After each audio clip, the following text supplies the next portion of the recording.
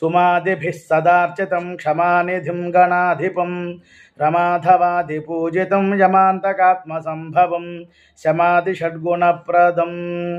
వినాయకుడిని పూజించాలి అంటే సుమములు, పుష్పములు, లతలు, తీగలతోనే పూజించవచ్చు. అందుకనే మనం వినాయక చవితి నాడు ఏకవింశతి పత్రాలతో పూజిస్తాం. కాబట్టి భగవంతుడు సుప్రసన్న దైవం, సులభ దైవము వినాయకుడు. క్షమానిధిం, భగవంతుడి యొక్క అనుగ్రహంతో క్షమ, ఓర్పు అనేటువంటిది వస్తుంది. కాలం కోసం ఎదురు చూడాలి. కాబట్టి కాలాన్ని అనుగుణంగా మనం వెళ్ళాలి. కాబట్టి గణాధిపం, గణములకు అధిపతి గణపతి అంటారు.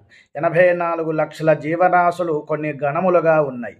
ఆ విధంగా మనము కూడా గణము అనగా టీం లీడర్ అనుకోండి. ఆ విధంగా మీ కింద 100 మంది 1000 మంది కూడా పనిచేసేటువంటి అవకాశం ఉంటుంది. అలా కల్పిస్తాడు భగవంతుడు. రమాధవాది పూజితం, లక్ష్మీదేవి యొక్క నాథుడు శ్రీ మహావిష్ణువు కూడా పూజించాడయ్యా.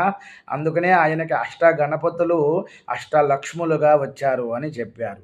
ఇక్కడ గణపతి యొక్క శక్తి ఏమిటి అంటే 8 రకాలుగా వస్తుంది కాబట్టి లక్ష్మీ గణపతి అన్నారు. లక్ష్మీదేవి అంటే విష్ణుమూర్తి యొక్క భార్య పేరు లక్ష్మీదేవి. కానీ చంద్ర కిరణముల్లో ఆ చంద్రుని యొక్క వెన్నెల ఏదైతే ఉందో అది శక్తి అనమాట. సూర్యకిరణములలో తేజస్సు, వెలుతురు ఏదైతే ఉందో అది శక్తి అనమాట.